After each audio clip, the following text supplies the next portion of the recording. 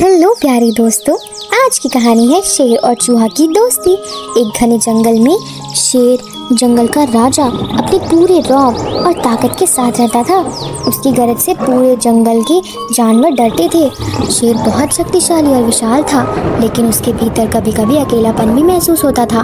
वह जंगल के हर हिस्से में घूमता, लेकिन उसके पास कोई दोस्त नहीं था। उस जंगल में एक छोटा सा चूहा भी रहता था। चूहा बहुत चालाक और फुर्तीला था। वह छोटे छोटे जानवरों को अच्छा दोस्त था और हमेशा मदद करने को तैयार रहता था। एक दिन चूहा खेलते खेलते शेर की गुफा के पास पहुंच गया और शेर को गहरी नींद में सोने की आदत थी। चूहे को शेर की ताकत और उसकी गरज से डर लगता था, लेकिन आवाज साहसी वह महसूस कर रहा था। चूहे ने सोचा, आज शेर सो रहा है, चलो इसे थोड़ा परेशान कर दो। वह शेर के पूंछ के कूदने लगा। वह शेर पूंछ पर चढ़ता, फिर उछलकर नीचे उतरता। कुछ देर तक ऐसा करता रहा, जिससे शेर की नींद खुल गई। शेर ने जोर से गरजते हुए कहा, कौन है जो मेरी नींद खराब कर रहा है? चूहे ने डर के मारे कांपने लगा।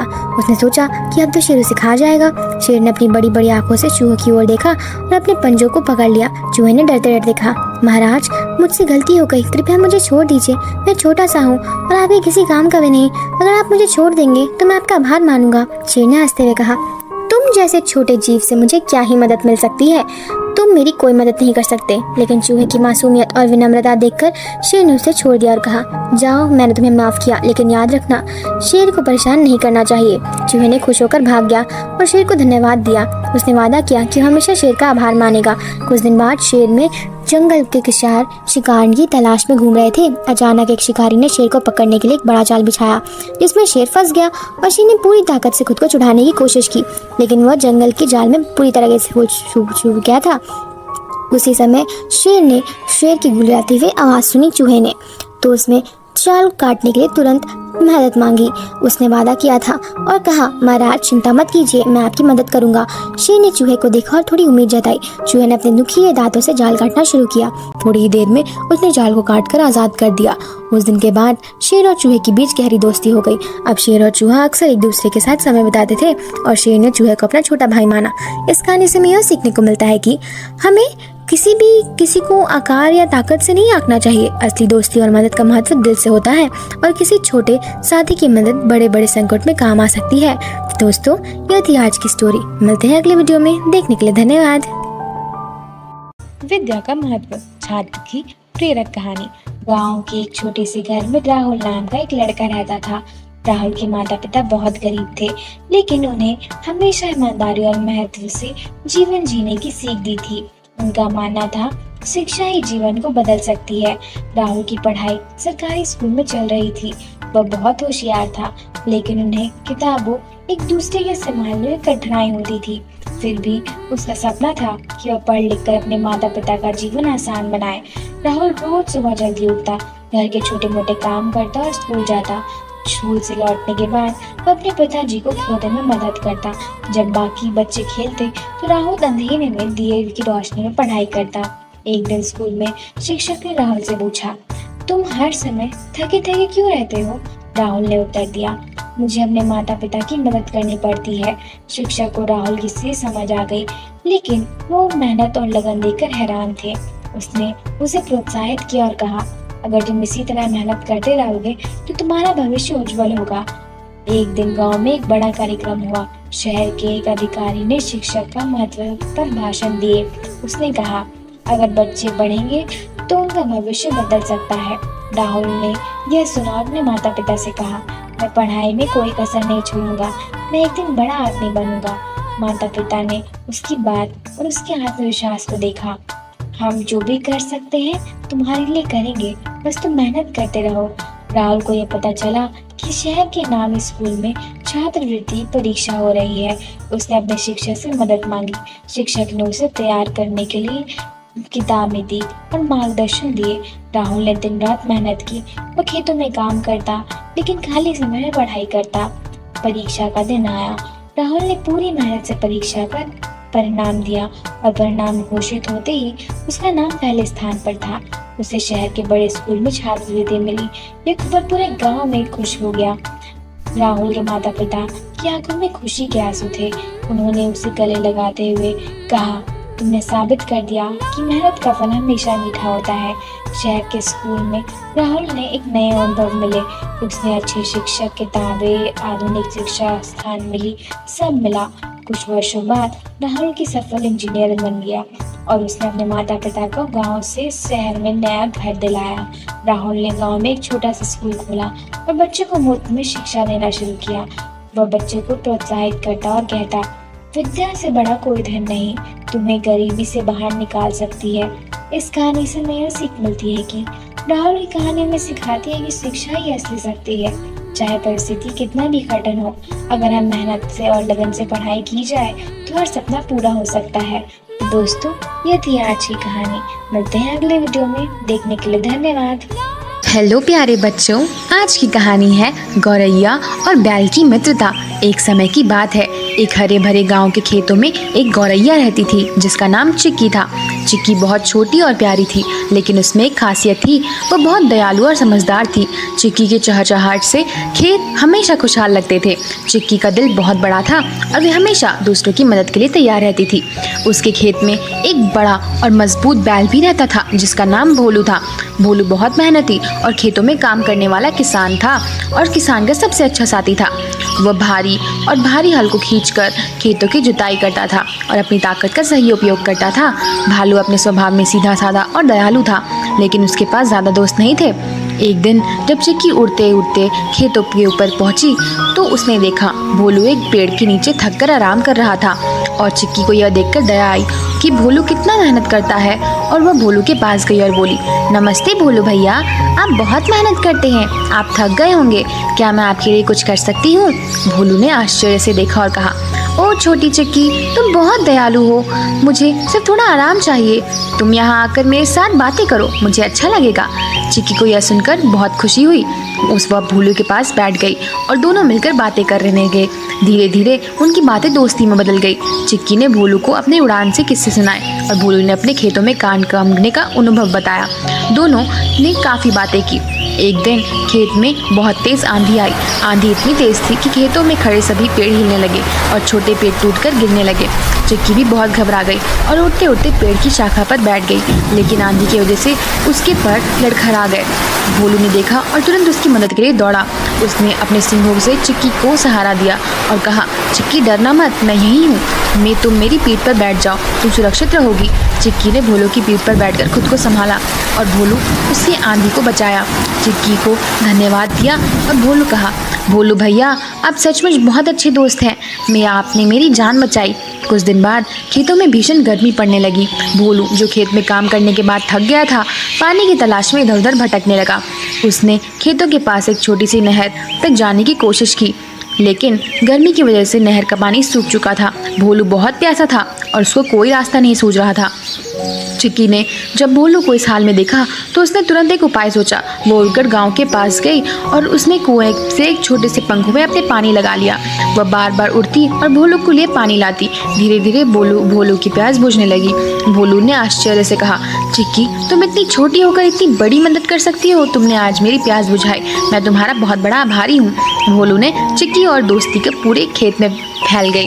सभी जानवर उसकी दोस्ती की मिसाल देने लगे। चिक्की ने भोलू से कहा, दोस्ती का मतलब एक दूसरे का साथ रहना और हर परिस्थिति में एक दूसरे की मदद करना है। भोलू ने मुस्कुराते हुए जवाब दिया, हाँ चिक्की, तुमने मुझे सिखाया है कि दोस्ती कभी भी किसी से भी हो सकती है, हमें हमेशा एक दूसरे का ख्याल रखना आना चाहिए। इस कहानी से हमें यह सीखने को मिलता है बच्चों कि सच्ची मित्रता का मतलब सिर्फ साथ रहना नहीं होता, बल्कि एक दूसरे की मदद करना, एक दूसरे का ख्याल रखना और हर परिस्थिति में एक दूसरे के साथ खड़े रहना। चाहे हम छोटे हैं या बड़े, मजबूत हो या कमज़ोर, अगर हम सच्चे दोस्त हैं तो हम एक दूसरे की मदद करके बड़े से बड़ी मुश्किल को आसान बना सकते हैं। तो दोस्तों, ये थी आज की कहानी। मिलते हैं अगले वीडियो में। देखने के लिए धन्यवाद।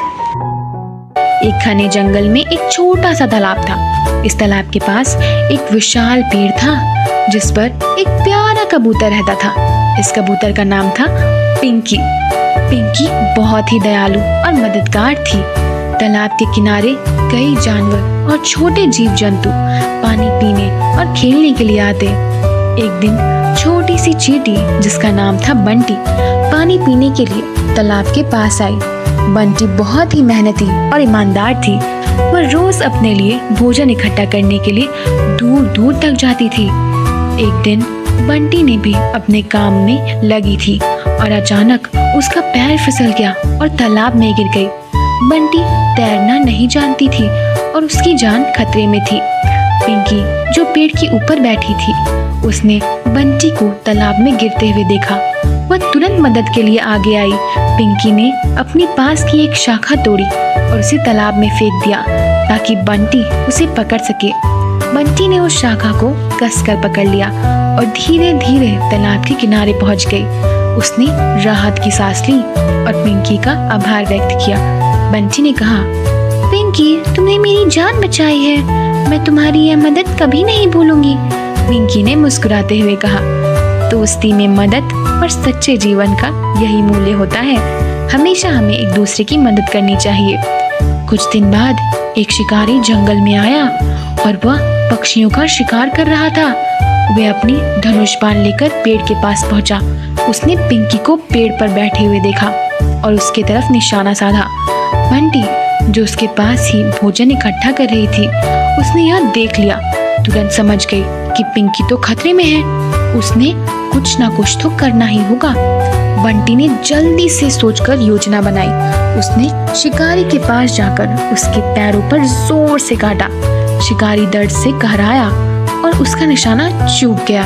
उसकी धनुष बाण पिंकी को छू भी नहीं पाई और पिंकी तुरंत उड़कर वहां से दूर चले गई। शिकारी ने गुस्से में इधर उधर देखा, लेकिन उसे कुछ नहीं मिला और वह निराश होकर वापस चला गया।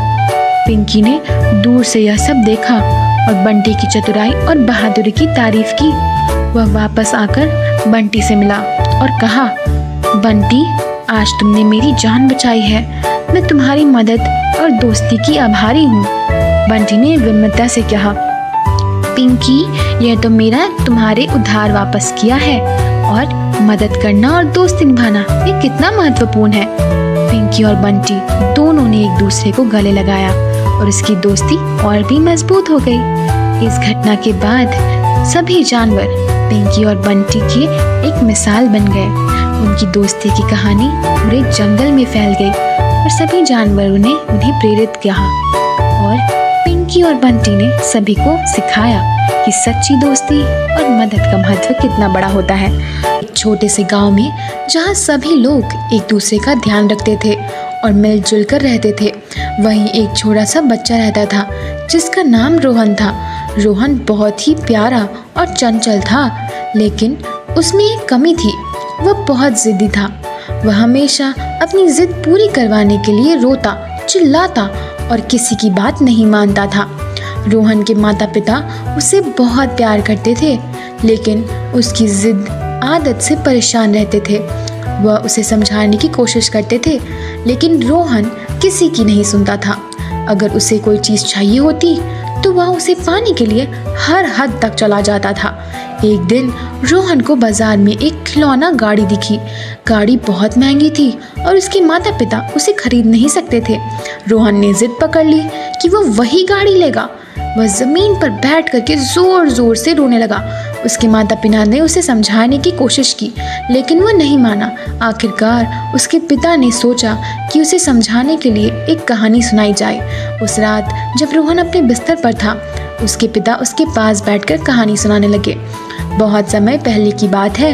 एक छोटा सा बच्चा जो बहुत ज़िद्दी था, वह हमेशा अपनी ज़िद पूरी करवाने के लिए किसी की बात नहीं सुनता था।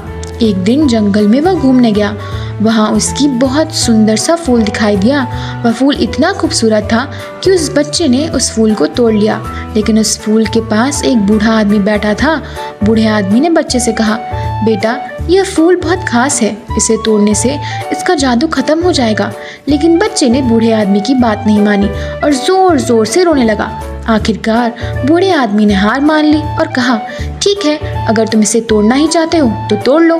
बच्चे ने खुशी खुशी फूल तोड़ लिया, लेकिन जैसे ही उसने फूल को छुआ, फूल मुरझा गया और उसकी सारी सुंदरता गई। बच्चा रोने लगा, लेकिन अब कुछ नहीं हो सकता था। उसने अपनी जिद में एक खूबसूरत फूल को नष्ट कर दिया था। रोहन ने अपनी पिता की कहानी ध्यान से सुनी थी। उसे समझ आ गया कि जिद करने से केवल नुकसान ही होता है और हमें सोच समझ कर काम करना चाहिए। उस रात रोहन ने सोचा कि वह अब जिद नहीं करेगा और अपने माता पिता की बात मानेगा। उस दिन के बाद से रोहन ने अपनी जिद की आदत छोड़ दी और वह बहुत ही समझदार बच्चा बन गया। उसने सीख ली कि हर चीज़ की समय सीमा होती है और हमेशा धैर्य रखना चाहिए। वह अपने माता पिता की बात सुनने लगा और अब वह अपने दोस्तों के साथ खुशी खुशी खेलता, बिना किसी जिद के। इस कहानी से हमें यह सीख मिलती है बच्चों कि जिद्दी होना कभी कभी हमारे लिए और दूसरों के लिए नुकसानदायक हो सकता है। हमें धैर्य रखना चाहिए और अपने माता पिता की सलाह माननी चाहिए, क्योंकि वह हमारे भले के लिए ही कुछ भी कहते हैं। समझदारी से काम लेने और अपने गुस्से पर काबू करना हमें एक बेहतर इंसान बनाता है।